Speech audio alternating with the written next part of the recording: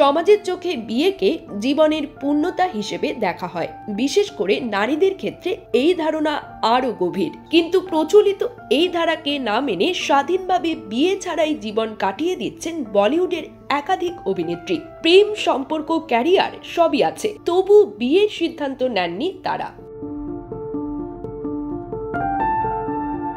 বিভিন্ন সময়ে তারা গণমাধ্যমকে জানিয়েছেন কেন বিয়ের পিঁড়িতে বসেননি। নিজের প্রেমের বিষয়েও তারা ছিলেন অকপট। এ নিয়ে ভারতীয় গণমাধ্যম আনন্দবাজার একটি প্রতিবেদন প্রকাশ করেছে। চলুন জেনে নেই বলিউডের এমন 4 অভিনেত্রীর গল্প। লন্ডনে এত বড় মাছ, ওয়াও! মাছে ভাতে বাঙালি, আর সেই মাছ পেতে আসুন লন্ডন ফিশ নেটে। জি হ্যাঁ, ইস্টহ্যাম পুরাতন টাউন হলের সন্নিকটে আপনার প্রিয় মাছের সম্ভারে ভরপুর।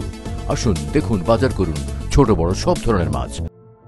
সুস্মিতা সেন বলিউডের প্রথম সারির এই অভিনেত্রী একাধিকবার প্রেম করেছেন, কিন্তু বিয়ের সিদ্ধান্ত নেননি। রণদীপ হুডা, মিলিন্দ সোমান, বিক্রম ভট্টের মতো ব্যক্তিত্বদের সঙ্গে তার সম্পর্ক আলোচিত হয়েছে। শেষ পর্যন্ত কাশ্মীরি মডেল রহমান শলের সঙ্গেও দীর্ঘদিন কাটালেও সম্পর্ক টেকেনি। 2টি মেয়েকে দত্তক নিয়ে মাতৃত্বের স্বাদ পেয়েছেন সুস্মিতা। এখনো তিনি অবিবাহিত থাকার পক্ষে সওয়াল করেন। টাবু 52 বছর বয়সেও টাবুর রূপ ও প্রতিভার জৌলুসে মোহিত করেন দর্শকদের। তিনি দর্শকেরও বেশি সময় ধরে বলিউডে সক্রিয় থেকেও কখনো ঘনিষ্ঠ সম্পর্কে জড়াননি। এক সাক্ষাৎকারে তিনি বলেছেন, একা থাকাটা আমার জন্য যন্ত্রণার নয়, ভুল মানুষের সঙ্গে জীবন কাটানোর চেয়ে একাকিত্বই ভালো। আমিশা প্যাটেল 2001 সালে গদর দিয়ে বাজিমাত করা আমিশা পরবর্তীতে ক্যারিয়ারের উত্থান পতন দেখেছেন। একাধিক সম্পর্কে জড়ালেও বিয়েকে এড়িয়েছেন তিনি। গত বছর গদর 2 এর মাধ্যমে ফিরে আবারও প্রমাণ করেছেন তার প্রতিভা।